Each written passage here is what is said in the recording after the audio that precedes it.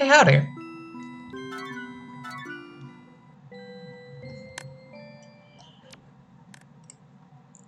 So I actually have two plans for today, and the first plan is actually not a daily or a weekly, it's the vending machine.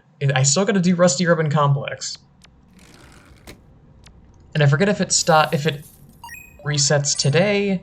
It does reset today in 30 minutes. Okay, so I gotta get there in 30 minutes or less or my pizza's free. The other thing that I want to do, and I think I'm gonna do it first, because it's not gonna take 30 minutes for me to get to Urban Complex, is I'm actually gonna go to Red Streetlight World.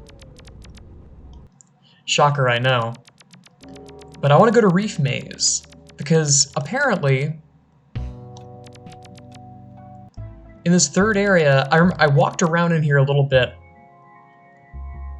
I don't think I actually got the, I'm not sure if I think I did look at these, but I didn't actually punch in the combination. I love that. I love the little rock.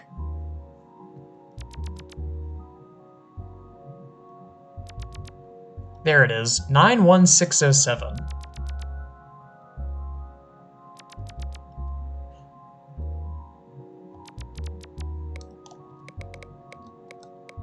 Nine one 607. And there we go. Oh, it's you.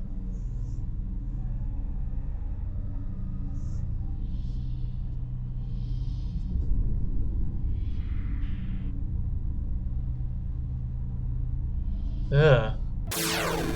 Whoa. Whoa. More break core, let's go. I'm being chased by, I don't know what this thing is. Oh god. This is like it's like the cat chase from Amori. Oh. I am still getting chased. Yo, this is insane. What? Now there's a green one too? Oh no.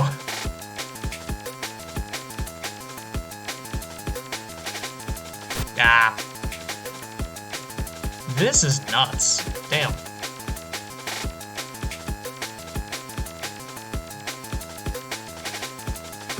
Don't be a dead end.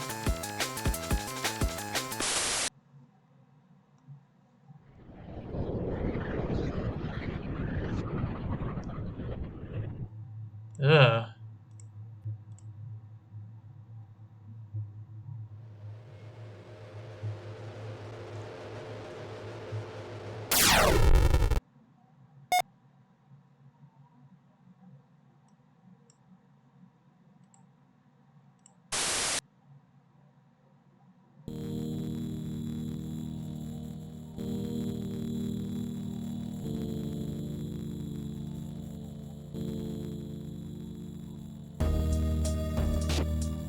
Meh.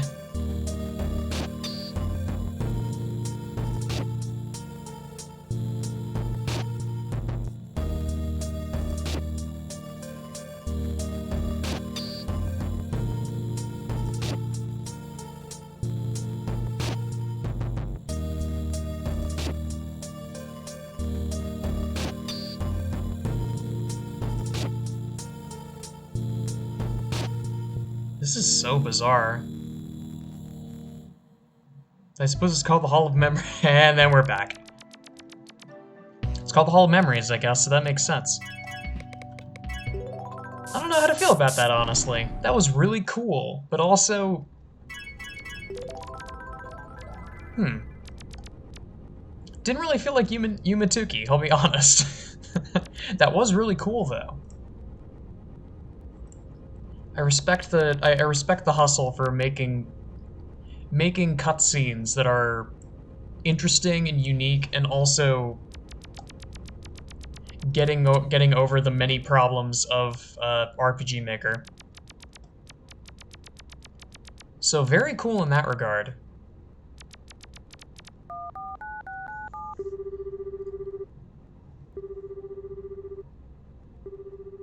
but it feels like the kind of thing that it should be in its own fan game almost.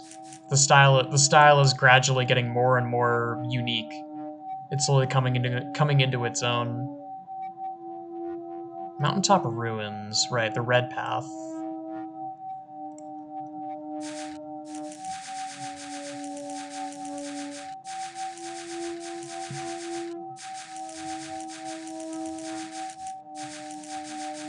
But today I have fun. I have a fun topic of conversation because I've had a bit of a chip on my shoulder for kind of funny reasons. I discovered a set of live streams by Proton John and Chucka Conroy, because the most recent one was a few days ago, and it was the two of them playing through Paper Mario Sticker Star. And for the last stream of it, it was Proton John playing through while Chucka Conroy was riffing on the game the whole time, because he's pretty open about the fact that Sticker Star is his least favorite game of all time. I wouldn't go that far myself, but I'm not a fan of it. I'm not a fan of the game myself, nor am I really a fan of the direction it took the series in.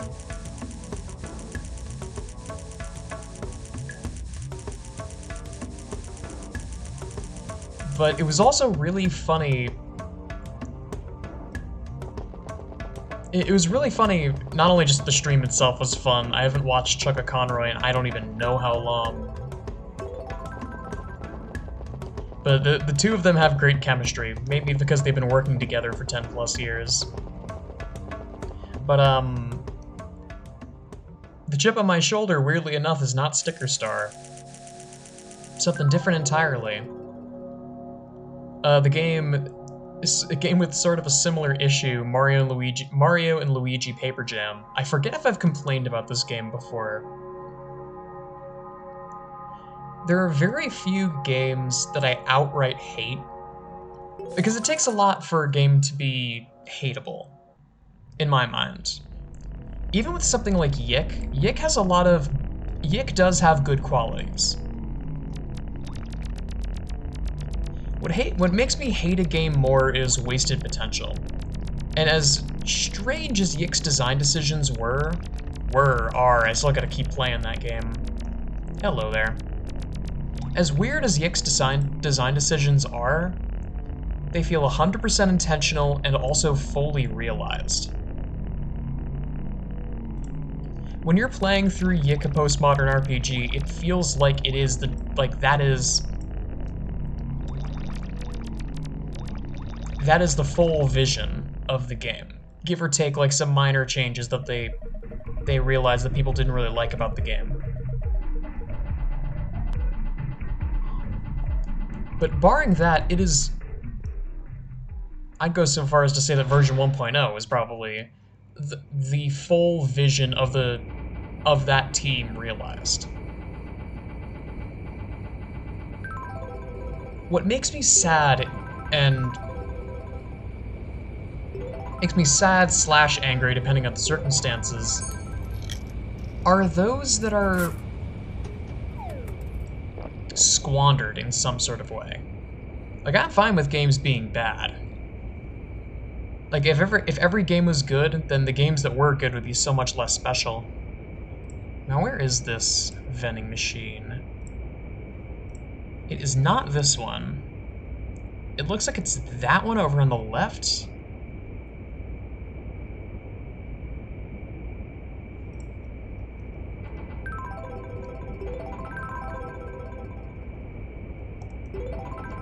Okay, I should be all the way up at the top, or as high up as I can get right now.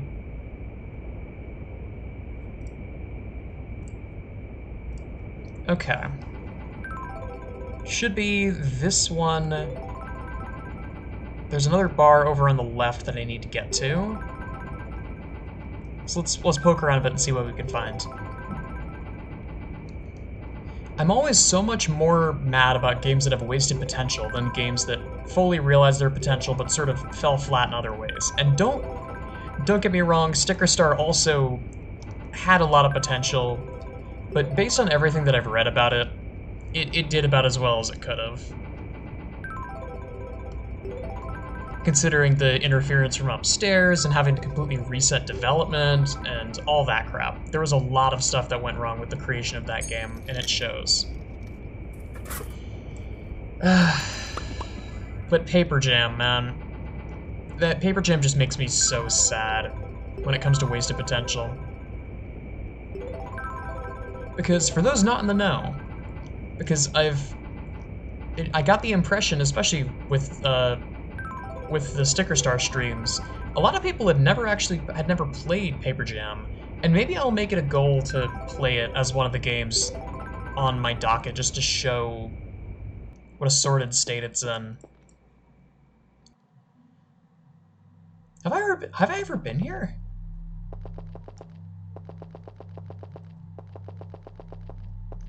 Huh. Dream Pool. Is this... Oh, this is the huge place. Oh, right. Can I go this way? No, this is just an isolated section then? It's very strange.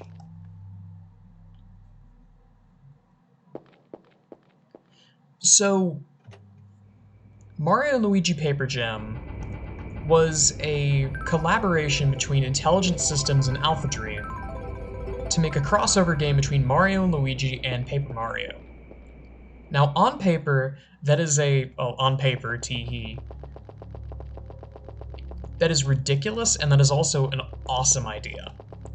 There's so much delicious flavor in the characters of both of those series. So full of personality and full of humor. Like, I'm not gonna say nothing can possibly go wrong, but like, there's a lot that could potentially come out of that, right? Well, then we get to the first major problem. The direction of Sticker Star and the Paper Mario series up to that point. Pretty famously, or I suppose infamously, Intelligent Systems had received orders from upstairs to make something a little more grounded and also not too... What was the exact wording?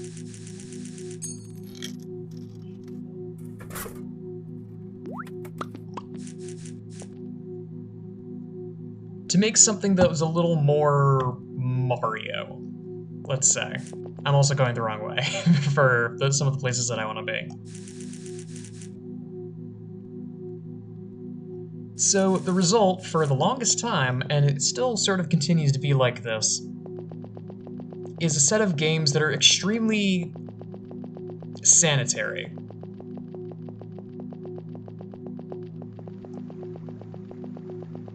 There's this sort of design process that I always think of as, like, logo jerk, I think is the best way to describe it. It's the kind of game, or the kind of media, that is so dedicated to proving that it's part of a series, that it completely destroys itself in the process. Or its own, not destroys itself per se, but destroys its writing as a result. Something that's so dedicated to being part of a series that it forsakes its own sense of, oh, we can write interesting stories on our own. And Sticker Star is kind of a prime example of that kind of sentiment. I just went in a big fat circle. Awesome. So, that sort of unfortunate strategy bled over into Mario & Luigi. Then we get to reason 2 why the game was already off to a bad start, and that was the state of Alpha Dream. The first 3, well, let's be real. The first and the third Mario & Luigi games sold extremely well. Hello.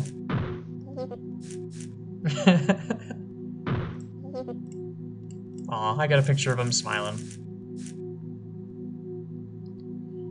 The second one was kind of... It didn't sell quite as well. It had a bit more nitpicks about it. It was a little glitchy, it had some questionable aspects. And Dream Team, though it was good, I don't think it sold quite as well. So Alpha Dream began to slowly tread water. This was one of the games that it seemed to have been made during that time period when Alpha Dream was starting to go under. So there is a lot of cut content for this game, a lot of like changed direction midway through, kind of similar to Sticker Star actually. And the end result was just a sorry product, unfortunately. I wish I could say that it was better, but it just kind of wasn't.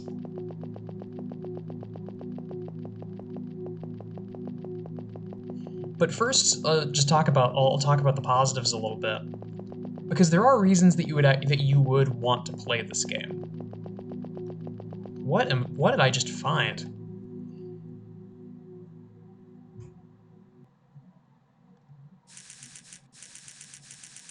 Oh, this is the way forward, isn't it?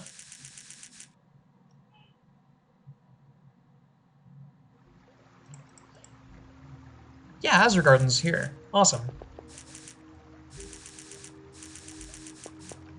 But the combat of Paper Jam is actually very good. But it also leads into the first another of the kind of annoying things about it. In interviews, they were talking about how they were talking about the absence of Paper Luigi, because the whole thing is like, oh, it's Mario and Luigi, and also Paper Mario. And only Paper Mario. And Luigi's had a pretty sizable role in every Paper Mario game before the Sticker Star games. Like, in Thousand Year Door, he wasn't that. He didn't do a crazy amount. Sorry about that.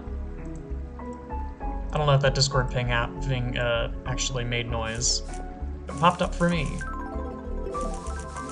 Like, Luigi did some things in 64 and Thousand Year Door. He was mainly just there as a side character, but he had fun dialogue.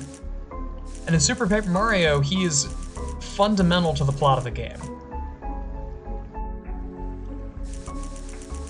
And then on top of that, you have the Year of Luigi, which led to Dream Team, where I think, personally, I think that's Luigi's best moment. And Dream Team is not a perfect game, but oh my god, I personally loved it. But there's no Paper Luigi. Why? Well, in interviews, they were asked about it, and the director basically said using 4 buttons at once was kind of, it was unintuitive and also kind of would probably be way too much. Is that a hand hub portal? And as much as I want to agree, Partners in Time does exist. And I'm not gonna say that it would have been like, oh, it happened in Partners in Time, so it's magically gonna work here. That's not how it works at all, but like, surely they could have worked something out. Maybe make it like Partners in Time, where it's 2 sets of 2 and you have battles with both the paper guys and battles with both of the regular guys, or something like that. But the game's got larger problems than that. Like I said, the best way I can describe the game is logo jerk. Every single design in that game is either a either a reused / direct callback. What is going on in here? Oops. It's either a reused sprite or a direct callback to Sticker Star, or a reused or direct callback to the mainline Mario games. There are basically 0 unique designs. The only design I can think of that's even remotely original is the design for the final fight with Bowser and Paper Bowser. That's at least something. but that doesn't excuse anything else. The enemy designs are frankly lazy. All of them. And there aren't even a lot of them.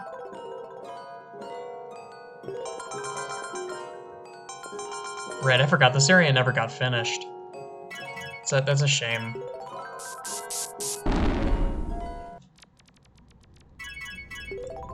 It is a massive shame. White Desert Mountain Ring. Interesting. I guess I'll go to thrift shop while I have time. Retro cartridge game, right.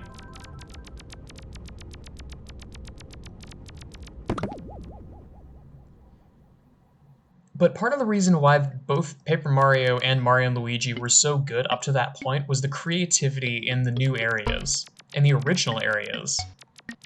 Stuff like the Bean Bean Kingdom and Superstar Saga, and just reimaginings of, oh, what happens if these villains come to power? What happens then? And Paper Mario, where they just make whole new worlds for the player to explore that have no bearing on the Mushroom Kingdom. And then you go from that to, well, we're in the Mushroom Kingdom again. Something happens. Bowser kidnaps Peach. Where have I heard this story before? It's just so much lamer.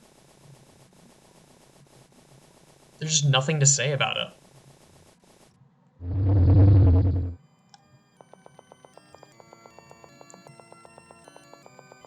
And like I said, the combat was good, but it wasn't great. I appreciated what they brought to the table with Paper Mario, but like they could have done so much more with it, and that's the sticking point with basically every complaint I have. There are so many different ways that they could have interpreted the crossover, and that is the laziest possible way they could have done it, because it doesn't incorporate either of the worlds. Both worlds are left out of the equation because it's just a generic Mario plot, give or take Mario for Mario and Luigi for Mario and Luigi are also there. It's so dry and uninteresting, and that's the saddest part about it. I've had this chip on my shoulder for a while, because another thing that kind of sealed this game's fate is that no one played it. It was a rather late game on the 3DS, to my understanding. Oh. I just went backwards.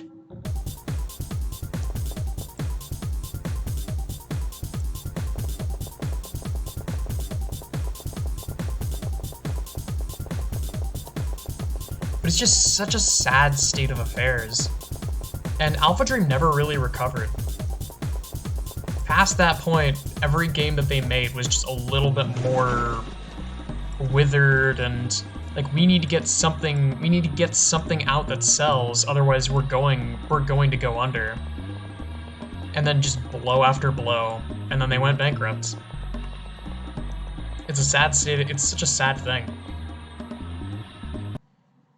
And Nintendo never like bailed them out or anything. They just let Alpha Dream go belly up. They cared just enough to keep the IP rights, and that's it. Also, I love this little dude. Look at him.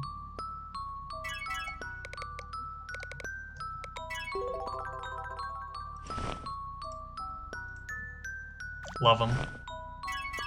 I think that's Gakaran's hat on the right, too.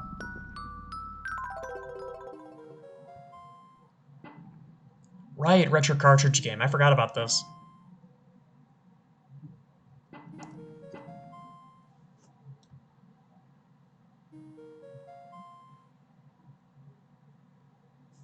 And it makes me sad, too, because there are some genuinely really fun and interesting ideas in there. But it's held back by how creatively bankrupt the whole affair is. And it comes back to that common argument.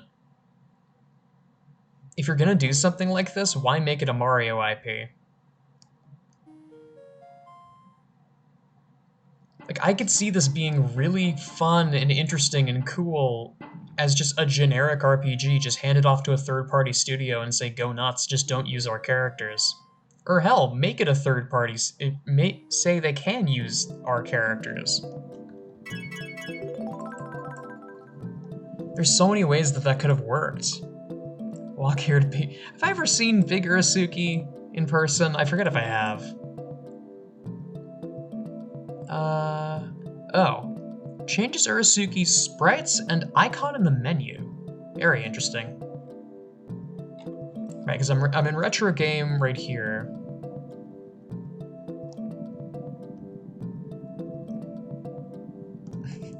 I do love this area.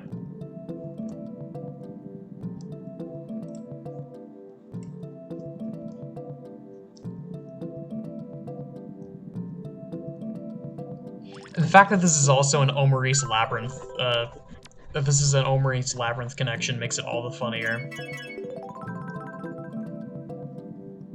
Alright.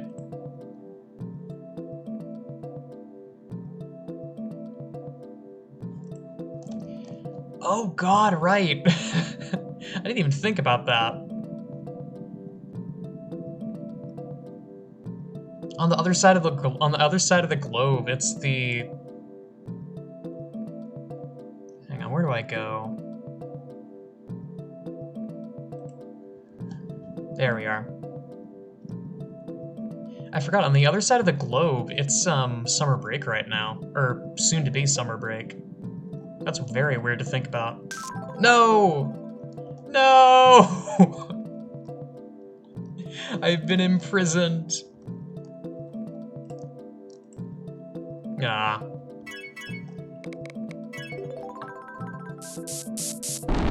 Cosmic World, oh, my eyes! Ah!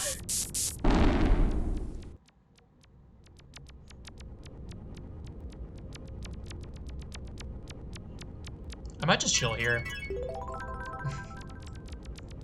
I don't really have much else to say. And I was also gonna go get some food. It's another contributing factor, but I'll wait until 2828 because funny. So to sum up my thoughts, Paper Jam, the combat's cool, the gameplay is something, but god, that game is the result of a lot of very sad affairs. A lot of missed opportunities, and a lot of unfortunate circumstances, and that's really all there is to say. I personally hate it more than Sticker Star. Maybe that's not justified. But I feel like it's fine to hate a game. I feel like it's fine to hate a game because the developers were in a bad situation and couldn't do it to the best of its ability. I feel like that's fair. But that's all I got for now, I think. Look at this little guy. Thanks so much for watching.